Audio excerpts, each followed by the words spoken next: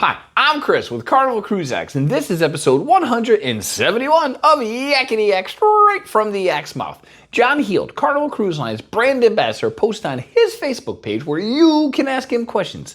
He reads the questions, he answers the questions, we read all the questions and answers, and we put the cool, the funny, the weird, the lies, the myths here for you.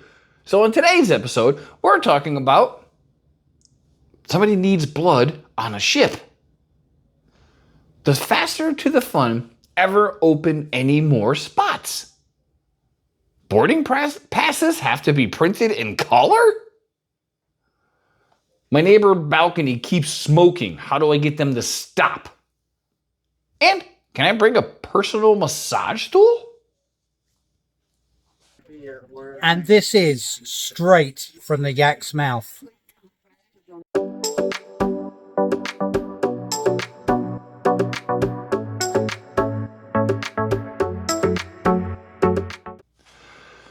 All right, question one. This cruiser has been cruising with Carnival for 10 years and is also a blood donor recruiter. Over the last 2 years, they've heard announcements on the ship about the ship needing blood. They asked, is this something new that Carnival ships can actually do blood transfusions? John said, well, he's not sure if it's new, but sometimes they are required to make an announcement for people to donate blood. And the response has always been amazing. So I guess if there's some sort of a medical emergency or somebody gets a cut and they need a blood transfusion, they will post on throughout in your room that, hey, we need a blood donor. And so, yeah, they absolutely do that. It is a actual medical center on the ships. So, yeah, it can and will happen. Hopefully it doesn't. If it does, it means somebody's probably injured. Question two.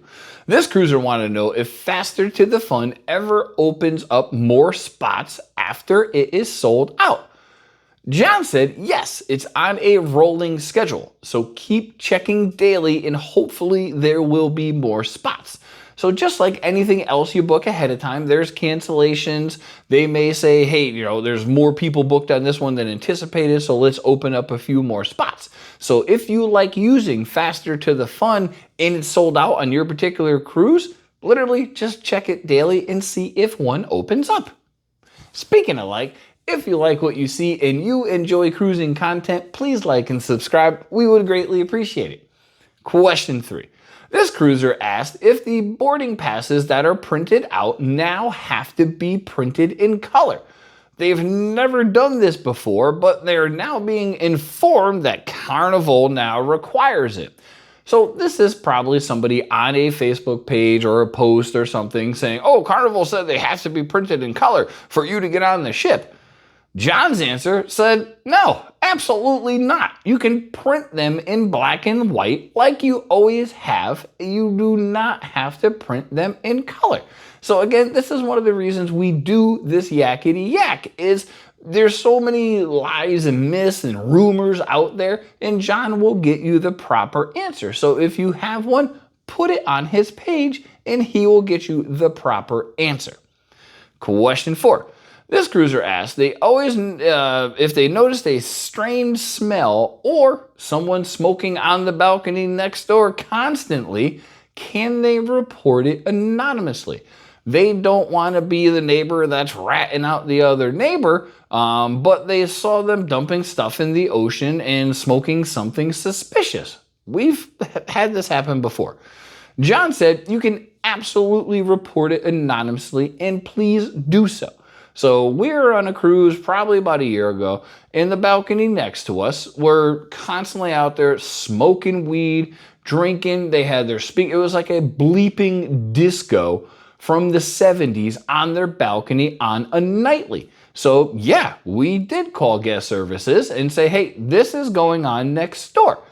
Whether they said, hey, this room told us that you were smoking weed or whatever, they apparently did come up, but they did it on a nightly. So you can't fix it if you don't know it's broken. Let them know. They're not going to tell you, the neighbor who is reporting it, but hopefully it gets it to stop. And it did after about 2 or 3 days. So it does work for sure. All right, last question. This cruiser has a neurological condition and want to know if a personal massage unit for necks and backs are allowed. This particular one does charge on a USB. John said, yes, they are absolutely fine to bring. I know we have one because we're old and it is heavy as hell. So I don't know if I would bring it on the cruise myself, but if you have something where you need it on a daily, you absolutely can bring them on the ship. It is not a problem.